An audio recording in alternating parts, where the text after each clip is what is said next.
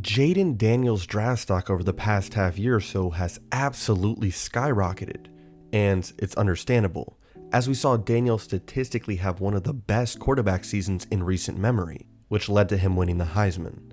Now, I'm not going to sit here and argue whether he should have won the Heisman or not, because I think most of us agree he deserved it.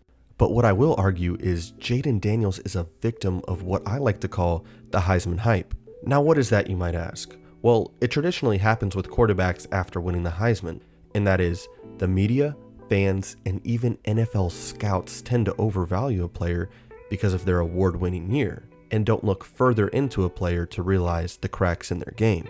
I mean, just look around YouTube or all these sports networks and try and find people saying anything against Jayden. Spoiler alert, you really can't. And I'm not accepting the elbow picture as an answer to that question. But if you look at the other top prospects, you'll be able to find plenty of hate or negative comments about them. I mean, people are already calling Caleb and Drake bust because they simply don't like them or the school that they went to. On the other end, you'll find people arguing that Daniel should be the first overall pick. And don't get me wrong, you're allowed to think that. A lot of this is subjective anyways, but don't justify that statement by saying you don't like where another player went to school.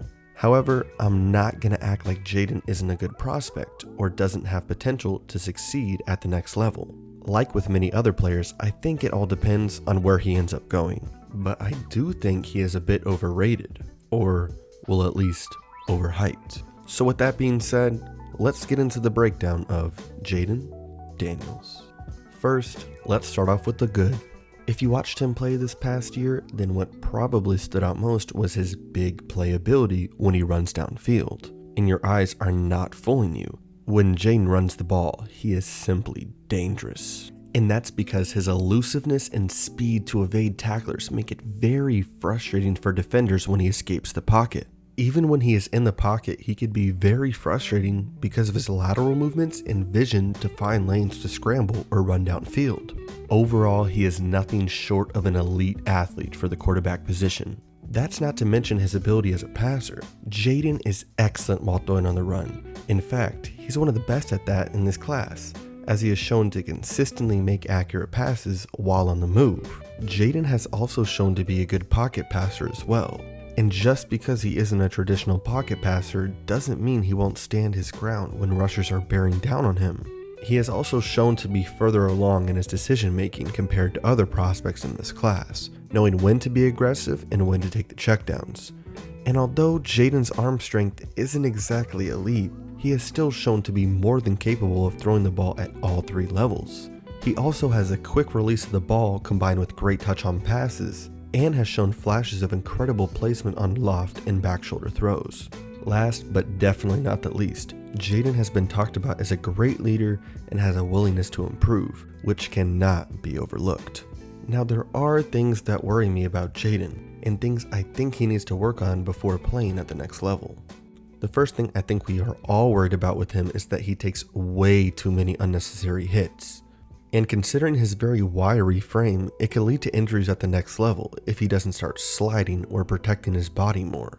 I mean, we all saw what happened with Anthony Richardson last season, and he was a lot bigger than Jayden. He could also benefit from putting on more muscle because he gets brought down very easily. When watching his tape sometimes, it seems that all defenders have to do is get a hand on him and he'll come down. That combined with his lack of contact balance causes him to get absolutely obliterated on a lot of his hits.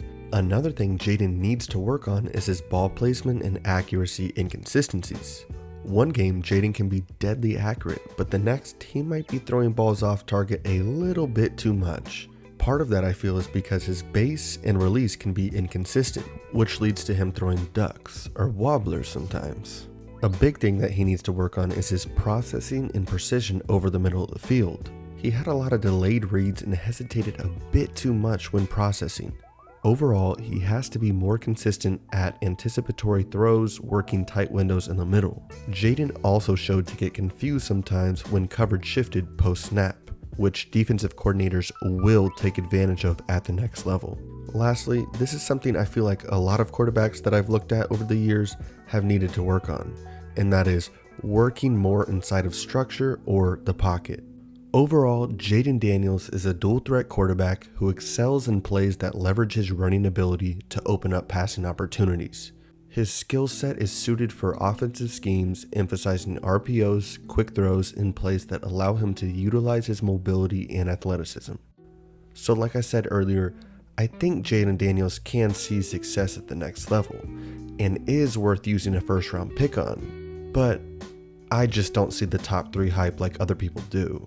However, he is a quarterback and teams will overdraft him in hopes of getting their franchise guy. And with that being said, let me know what y'all think about Jayden down below, and if you think he deserves the hype.